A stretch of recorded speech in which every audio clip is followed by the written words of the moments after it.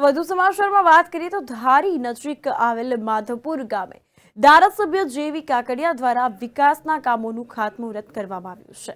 તો આ ખાતમુહૂર્તમાં માર્કેટિંગ યાર્ડના ખોડભાઈ ભુવા, તાલુકા પંચાયતના પ્રમુખ તેમજ ભાજપ અગ્રણીઓનું અતુલભાઈ કાનાણી, ગામના સરપંચ અને ગ્રામજનો ઉપસ્થિત રહ્યા હતા।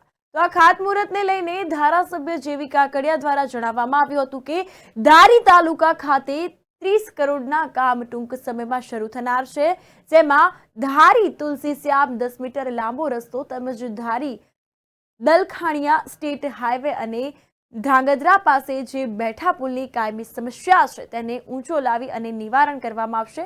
તો હજુ વિકાસના કામો ઘણા થશે તેવું તેમના દ્વારા જણાવવામાં આવ્યું હતું। આ અંતર્ગત આ અંગે માધવપુર ગામે વિકાસના કામોનું ખાતમુહૂર્ત જે છે તે કરવામાં આવ્યું હતું।